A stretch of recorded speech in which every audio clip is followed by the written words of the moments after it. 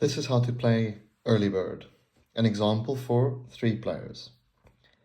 To start, take the deck of cards and shuffle it, and just keep that stack nearby. Then, give each player a bird and a dice with matching color, based on whichever they like. In our game, we only have 3 players, so the extra tokens, or these extra dice and birds, we'll just put back in the box. Then take 1 nope tile per player, so we have 3, and add a worm tile to it. Any extra tiles you can also put back in the box. Shuffle these tiles so that you don't know where the worm is, because the backs all match, and then line them up next to the deck. Choose a starting player based on any method you prefer. We like to see who can make the best bird noise, and give them the starting player token, which also indicates in which order the turns move. Let's say pink starts. To win the game, you have to find the worm, which is under one of these tiles, 3 times. We'll use these tokens to keep score. That's a 1, a 2, and then the game ends when you hit the 3rd. You can also win by collecting 1 of each food card, or 1 of each type rather. So if you have a green circle, a purple triangle, and a yellow square in your hand, you'll win the game immediately. If the deck runs out of cards at any point, the game also ends, and the player with the most worms wins. And you are allowed to tie. To play the game, each round has 3 steps, and in this case, pink will start. The first step is to choose a tile and to look at it secretly. So pink chooses this tile, and let's see what they got. A nope. You'll want to hide that from other players and not be too obvious when you draw the worm. Then, once you've placed the bird and you've looked at the tile, you draw a card. Ooh, we've got some fries, which you can play at any tile. It doesn't have to be yours. We'll put it here because we quite like fries. The next player in order does the same, so they'll secretly look at this tile. Nope. And then draw a card. Oh, in this case, they drew an event, shown by this exclamation mark and the red background. This one is based on our cat, Carlota, and she doesn't like birds, so no one will be flipping this tile this round.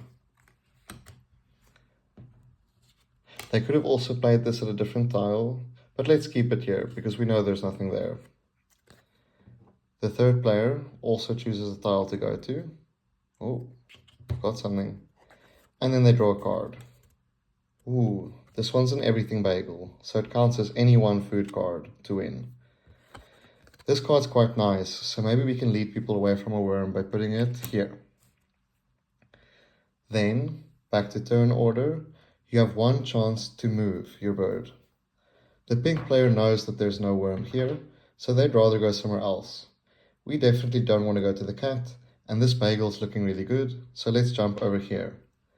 There's no one else at this tile, so we don't need to use our dice. The blue player suspects that green is something up, so they'll go over there, and then both players have to roll to see who gets to stay. In this case, blue gets a 3, but green gets a 6, so they managed to successfully stay at that tile. The blue player lost this challenge, so they have to move to any other open tile. We'd much rather get some fries than be chased away by a cat, so let's just go there. Now that all players have had a chance to move, and in this case I don't think green will, so they'll just stay, we can see what we got. So we'll start with pink, flip over here, a nope, but they do draw a bagel, which is quite nice, so they'll put this in their hand. Then blue, also a nope, but they do keep these fries and put them in their hand. Then the green player, we flip, and they got a worm. No card, but they're 1 closer to winning, so they'll take 1 of these tokens on the 1 side.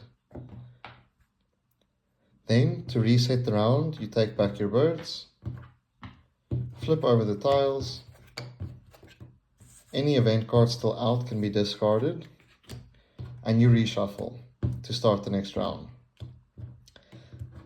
Importantly, the player that got the worm in the last round takes the first player's marker and they'll start the new round. This balances the game a bit because there's an advantage to going later, so whoever's in the lead will start. There's one optional rule that I haven't told you about tied to the cards, and that's based on this last symbol that you've seen here. So if you'd like to play with the advanced rules, you can activate powers by using these cards. The circles, or the green circles, have this little magnifying glass, which lets you look at a tile at any point before they've been revealed by discarding the card. The triangle purple cards let you re-roll the dice when challenging someone for their tile. And the yellow squares with this little moving token or icon let you swap 2 birds from their tiles. And that's how to play early bird. If you have any questions, please let us know, but we hope you have fun.